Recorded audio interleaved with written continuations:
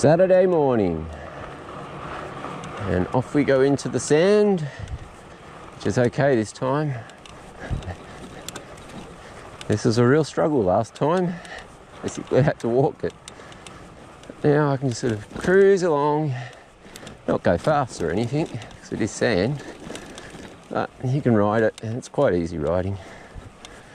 And look at the dingo prints that are in the ground.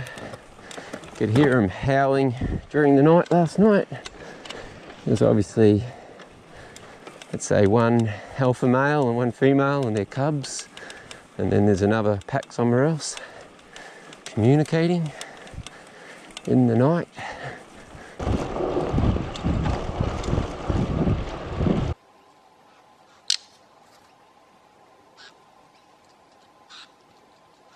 The apostle bird, because they're often in groups of 8. They're really friendly to each other.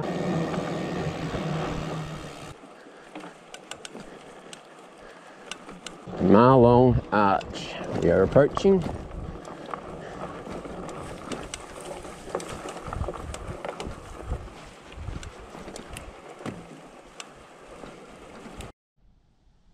Well, that's Marlong Arch, a natural sandstone arch formed over millenniums. Have a look at Mother Nature's sculpturing.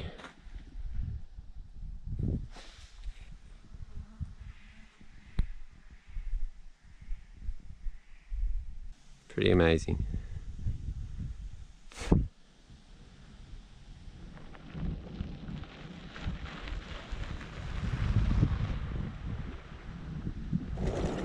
Dingo prints in the sand. And vibrations through the body.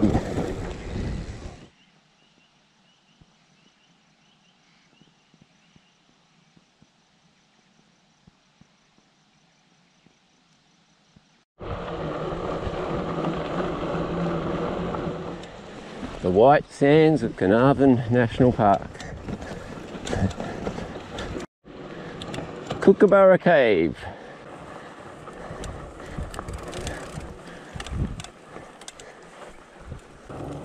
Last time I went through it was all burnt. They'd done a burn off. It's recovered a bit now. Bit of green back.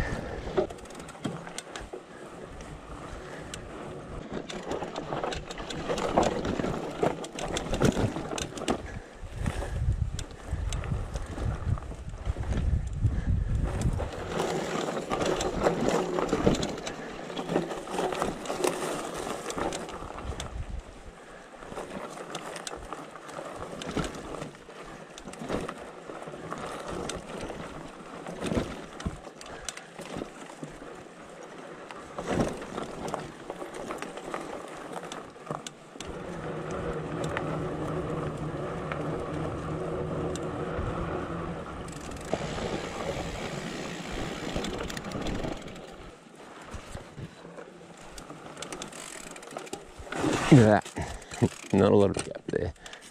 Might have to walk this last little bit, I think.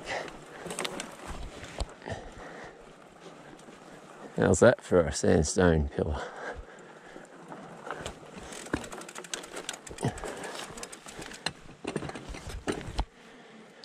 It's pretty nice.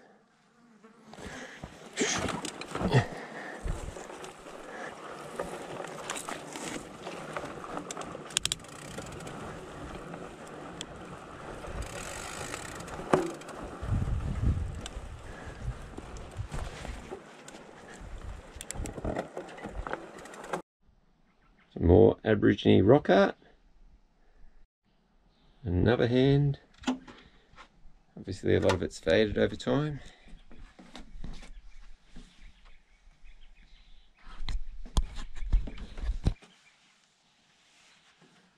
There's some sketches in the wall. I assume animals and spears and stuff. They obviously hung out here about 10,000 years ago. Or just before 10,000. Would have been a different environment back then. Must be getting up to Lot's Wife, I do believe. That's the name of the sandstone Hiller.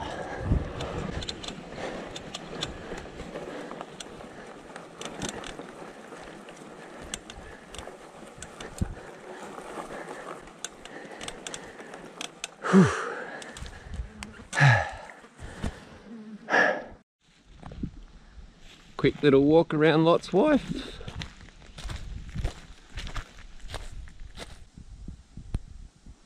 This used to be a massive part of a massive range, supposedly. This is all that remains. It's pretty amazing, isn't it? There's a massive range and this is the one pillar that remains after millennia.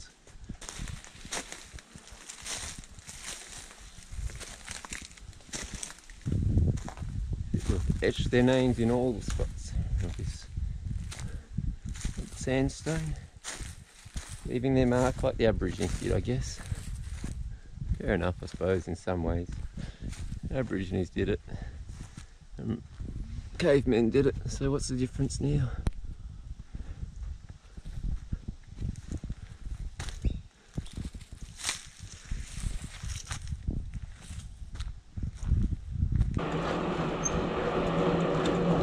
Approaching Marlong Plain, a big wide opening area.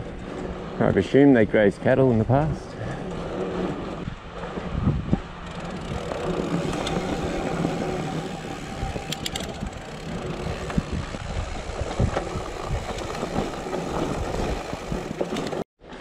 Let's go explore Marlong Plain.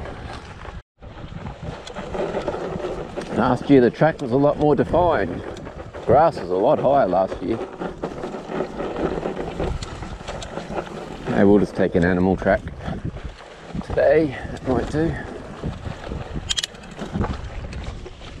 This was quite well defined last year, there was an actual track. This year they let it overgrow.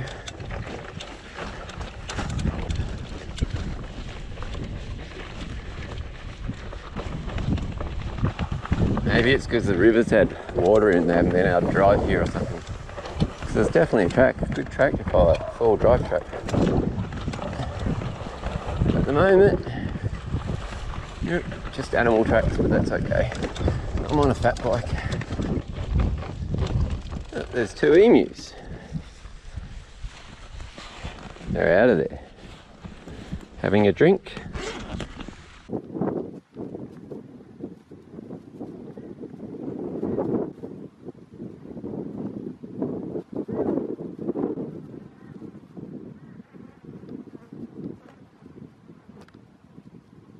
Now we go to the top shelter shed, 12 kilometres, and the Hogany Forest, 14 kilometres. But head for the top shelter shed, 12 kilometres. This is 4-wheel drive access only. May the roller coaster begin.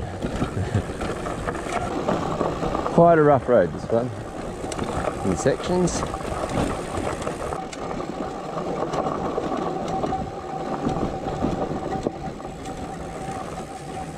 And then smooth.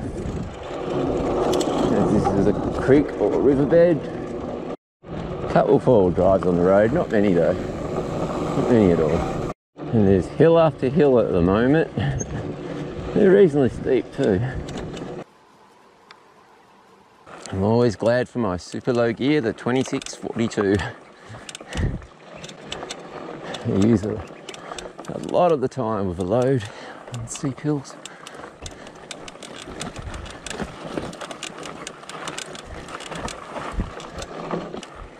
Having a bit more weight on the front of the bike helps for those real steep sections. Holds the front down a bit. See, one after the other.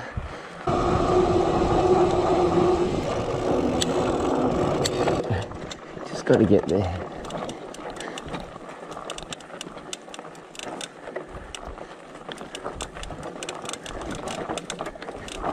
Rotary Shed Campground. I'm here. This is home for the night.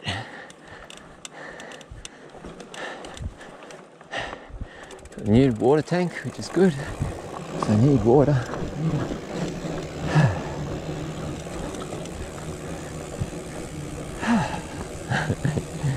There's a tough little section at the end there. I did get bounced off, had to stop once, but last time I couldn't do it at all on the Koga. It's because of the roughness and the steepness.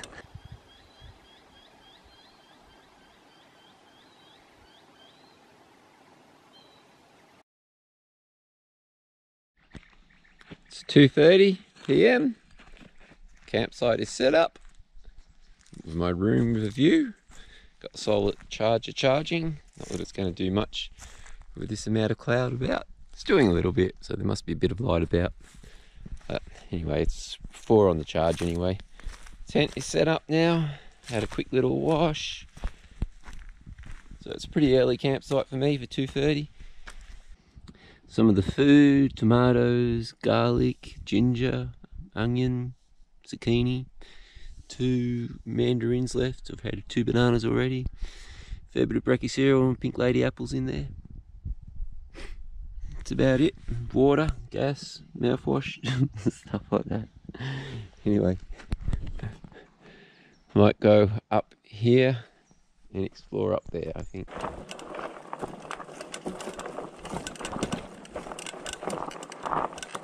Decided to go for an afternoon ride. Got a bit of energy left. I've had some deb with broccoli. I thought I'd go up this first bit of hills, maybe do a time lapse. It's very steep this bit, but not carrying a load now, so just cruise along.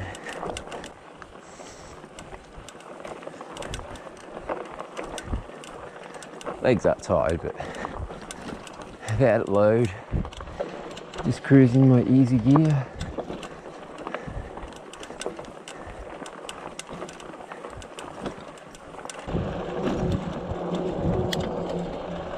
Mate, this on my Koga last time, I had to walk.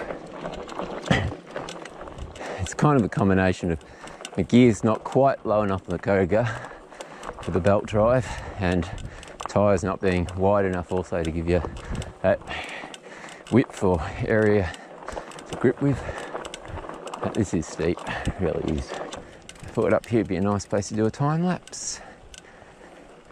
Sit for a while and just relax.